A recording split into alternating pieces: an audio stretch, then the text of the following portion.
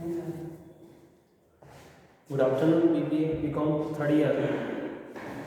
In the last lecture, we have discussed about the GST value of supply in a specific case. यानी कि किसी specific conditions, कुछ specific conditions होती है जिनमें हमें वैल्यू ऑफ सप्लाई को कैलकुलेट अलग टाइप से करना होता है. जैसे कि सपोज तुमने कोई गुड्स खरीदा है और उसमें प्रतिफल के बदले यानी कंसीडरेशंस के बदले तुमने कोई आइटम एक्सचेंज किया हो, विदाउट कैश तुमने खरीदा हो वो आइटम, उस केस में तुम कैसे वैल्यू ऑफ सप्लाई की कैलकुलेशंस करोगे, इसके बारे में हम डिस्कस किया था. आज हम इसका एक न्यूमेरिकल क्वेश्चन सॉल्व करते हैं. हमने एक क्वेश्चन पहले भी इसका सॉल्व किया हुआ है, तो आज फिर से एक क्वेश्चन और सॉल्व करके इसको कंप्लीट करते हैं कि कैसे हम वैल्यूएशन ऑफ सप्लाई कैलकुलेट करेंगे. ये जो न्यूमेरिकल क्वेश्चन है मैंने तुम्हें ग्रुप में सेंड कर दिया है, तो वहाँ से तुम इस क्वेश्चन को पिक कर सकते हो, देख सकते हो कि कैसे इसकी कैलकुलेशंस की जाती है. देखो क्वेश्चन क्या है तुम्हारा, zebra electronics limited, electricals and electronic limited supply 100 air conditioner to royal sales corporation. यानी कि ये कहता है जेब्रा सेलर है, परचेसर कौन हो गया तुम्हारा, रॉयल. ओके, तो यहाँ मैं इतना सा लिख लेता हूँ जिससे तुम्हें पता रहेगा, Zebra sells to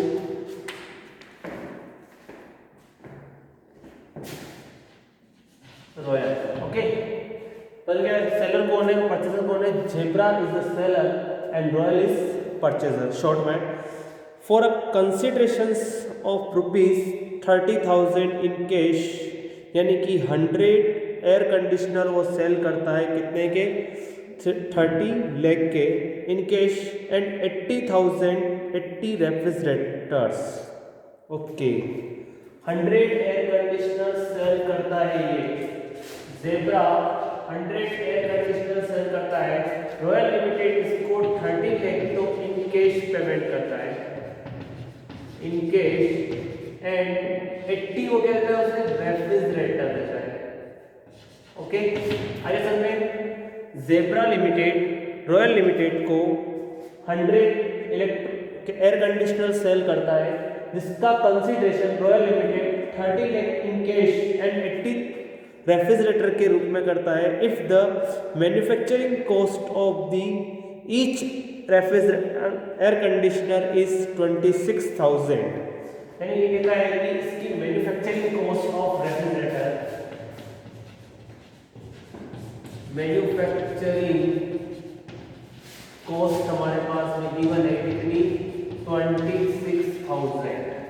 manufacturing cost की है किसकी है, एयर कंडीशनर की. यानी कि तुम्हारे पास जो एयर कंडीशनर है उनकी कॉस्ट कितनी है, 26,000. अब इसने कहा है and date on each refrigerator is 8,000. और रेफ्रिजरेटर की कॉस्ट कितनी है, रेफ्रिजरेटर की कॉस्ट है 8,000. Okay, manufacturing cost air conditioner की है 26,000 और साथ में तुम्हारे रेफ्रिजरेटर की कॉस्ट है 8,000. Okay, what is the assessable value of supply of 100 air conditioner. Okay, अब बताना है कि 100 एयर कंडीशनर की सप्लाई वैल्यू क्या होगी. कंडीशंस गिवन है हमारे पास में. देखो, give reason in support of your answer. The rate of GST में CGST एंड SGST दोनों ऐड होते पता है ना, may be assumed 80% on air conditioner and 18% of refrigerator. यानी कि ये कहता है कि 28% GST in air conditioner. Air conditioner पर कितना लगता है, 28% GST, और तुम्हारा रेफ्रिजरेटर है जिस पर लगता है 80% GST. कंप्लीट यहां तक. अब ये कहता है कि नेक्स्ट तुम्हारे पास में also compute the amount of GST on a taxable value of supply of 100 air conditioner. Okay, ये कहता है कि zebra electricals and electronics limited ने रॉयल सेल्स कॉर्पोरेशन को 100 एयर कंडीशनर सेल किए. ठीक है, जिस पर 30 लाख रुपए नकद व 80 रेफ्रिजरेटर रॉयल कॉर्पोरेशन ने जेब्रा लिमिटेड को दिए हैं इसके कंसिडरेशन के रूप में। अगला इसने कहा है कि यदि प्रत्येक एयर कंडीशनर की निर्माणी लागत 26,000 रुपये तथा प्रत्येक रेफ्रिजरेटर की निर्माणी लागत 8,000 रुपये, यानी मैन्युफैक्चरिंग कॉस्ट के लिए इसने कहा एयर कंडीशनर की कितनी है 26,000 और रेफ्रिजरेटर की कितनी है 8,000। फिर इसने कहा है कि 100 एयर कंडीशनरों का योग्य मूल्य क्या है। क्वेश्चन ये तुम्हारा, अपने उत्तर की पुष्टि में कारण बताइए। एयर कंडीशनर पर जीएसटी, सीजीएसटी एंड एसजीएसटी की दर 28 तथा रेफ्रिजरेटर की जीएसटी दर है 18% मानते हुए 100 एयर कंडीशनरों की कर योग्य आपूर्ति पर कर की राशि भी बताइए। ओके ठीक है, तो फर्स्ट हमें क्या निकालना है देखते हैं। तो यहां पर तुम्हें पहली कंडीशन क्या कही है देख लेते अपन। What will be your answer if it is known that open market value of each refrigerator is 10,500? Okay complete. यानी कि इसने कहा है कि पहला क्वेश्चन इसने पूछा है कि अगर ओपन मार्केट वैल्यू हर एक रेफ्रिजरेटर की कितनी हो 10,500 रुपीज़। पहले हम पता लगाते हैं accessory value of supply of 100 air conditioner. First question जो है हमारे पास में यही इसी की डिफिनेशन के अकॉर्डिंग करते हैं अपन।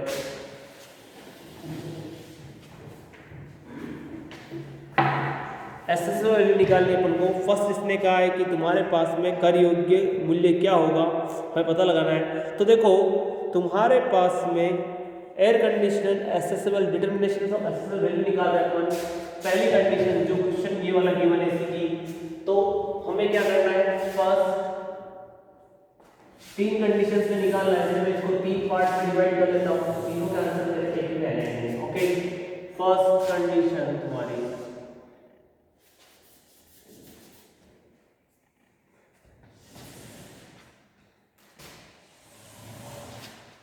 फर्स्ट का आंसर क्या होगा पर्टिकुलर और यहां पर अमाउंट। फिर से यहां पर भी particular and amount.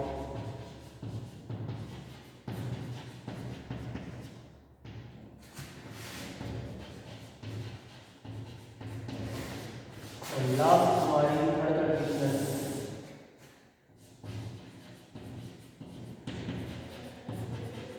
Particular and amount. तीनों कंडीशंस की बात कर रहा हूं मैं।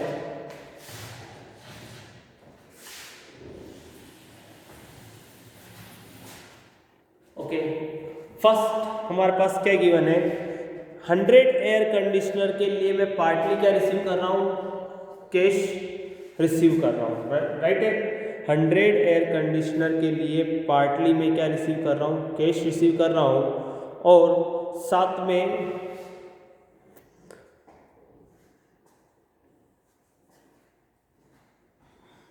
फर्स्ट कंडीशन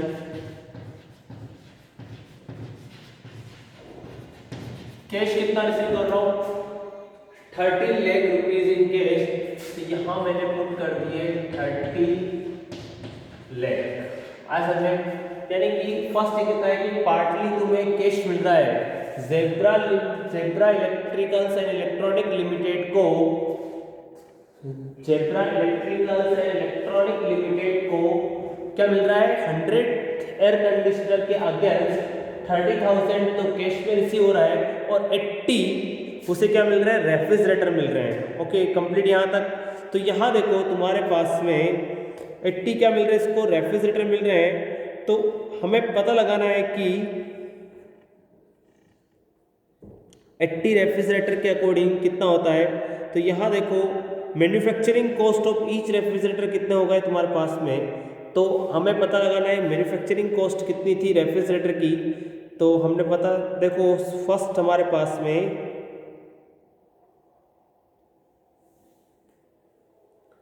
और साथ में इसने कहा है कि तुम्हारी जो एयर कंडीशनर है इस पर जीएसटी कितना लगाना है। तो यहाँ पर देखो जीएसटी के लिए 28% जीएसटी लगती है।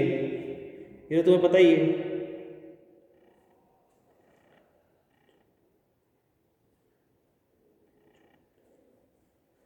यस, तो यहाँ देखते हैं और साथ में तुमने क्या दी प्लस रेफ्रिजरेटर,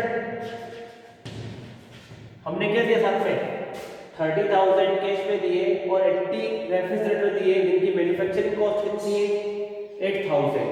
तो तुम क्या करोगे 80 इंटू 8,000, 80 इंटू 8,000, क्योंकि हमने क्या किया 80 रेफ्रिजरेटर ट्रांसफर किए जिनकी मैन्युफैक्चरिंग कॉस्ट कितनी है 8,000।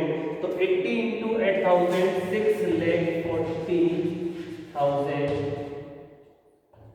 ओके, अब इसको ऐड करेंगे कितना होगा 36,40,000। ये तुम्हारे पास में क्या आ गई कंसीडरेशंस की वैल्यू आ गई 36,40,000। अब इस पर तुम्हें जीएसटी निकालना है, तो जीएसटी के लिए तुम क्या करोगे 36,40,000 जीएसटी तुम्हारे पास में इस पर कितना परसेंट है 28% है। तो यानी कि सीजीएसटी और एक होता है तुम्हारे पास में एसजीएसटी। ओके, तो सीजीएसटी कितना हो जाएगा 36,40,000 का 14% और एसजीएसटी कितना हो जाएगा 36,40,000 का 14%। ओके, समझ आया। हमने क्या किया एसजीएसटी और सीजीएसटी निकालना है, यानी कि तुम चाहो तो डायरेक्टली 28% निकाल करके अलग कर सकते हो, और तुम्हें लगे नहीं मुझे अलग अलग शो करना है तो तुम ऐसे कर सकते हो सीजीएसटी अलग निकाल लिया, एसजीएसटी अलग निकाल लिया, कितना 14%। तो यानी कि मैं यहाँ पर पुट करता हूँ 36,40,000 इंटू 40/100, 20 से 0 कट,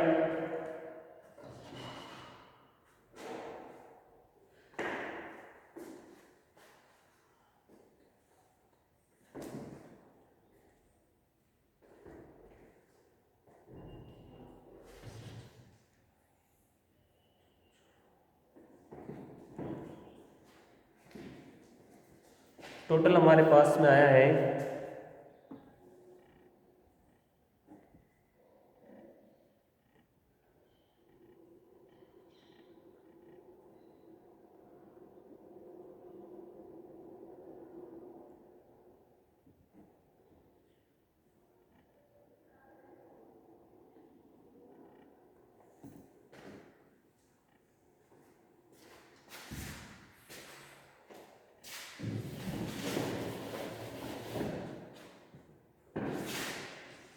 5,096,00, यानी कि एसजीएसटी कितना रहा 5,09,600, 5,09,600 और सीजीएसटी कितना आएगा 5,09,600।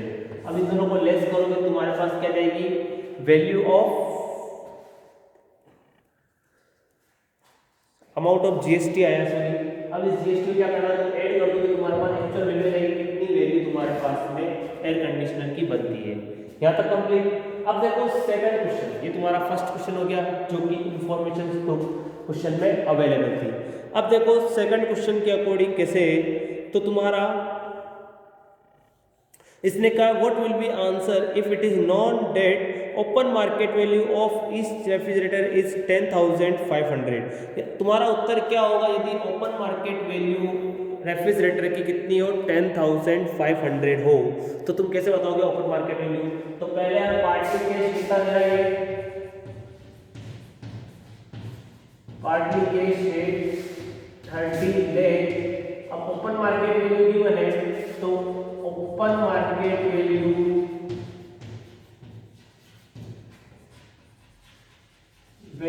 ऑफ रेफ्रिजरेटर कितनी है 10,500। 10,500 कितने रेफ्रिजरेटर दिए थे इसमें 80 रेफ्रिजरेटर दिए हैं, तो 80 का अमाउंट कितना हो जाएगा 10,500 के लिए, यानी 8,40,000, ये मैंने कर दिया 8,40,000 प्लस कर लोगे तो कितना आएगा 38,40,000। ओके, यहाँ तक कंप्लीट। अब तुम्हें इसकी जीएसटी पता लगानी है कि जीएसटी कितनी होगी। तो रेफ्रिजरेटर की जीएसटी कितनी हो रही है, सॉरी एयर कंडीशनर की जीएसटी पता लगा रखना।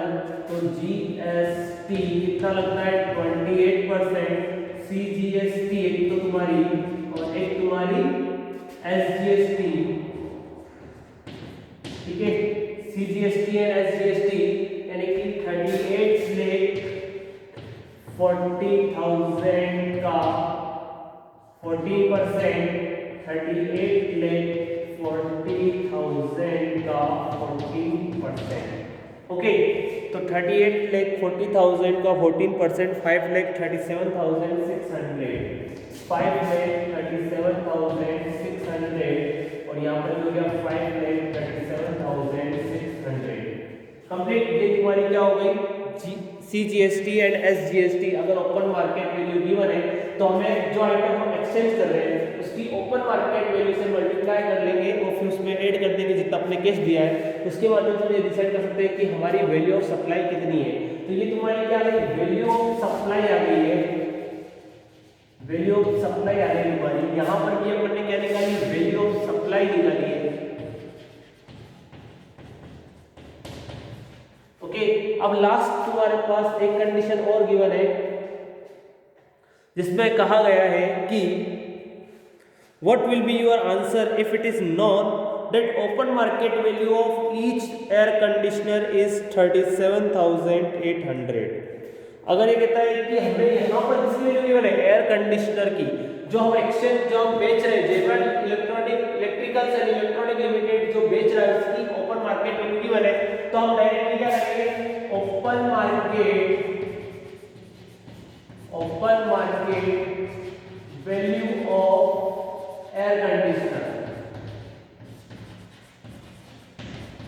कितनी है 37,800 और हमने कितने एयर कंडीशनर सेल किए थे, जनरल लिमिटेड के 100, तो 100 into 37,800 यानी कि 37,80,000 तुम्हारी क्या होगी, वैल्यू ऑफ सप्लाई हो गई है। अब इस वैल्यू ऑफ सप्लाई को तुम्हें क्या करना है, वैल्यू ऑफ सप्लाई तुम्हारी क्या हो गई, ये तुम्हारी वैल्यू ऑफ सप्लाई हो गई है। अब तुम्हें जीएसटी निकालनी है इसी की होगी।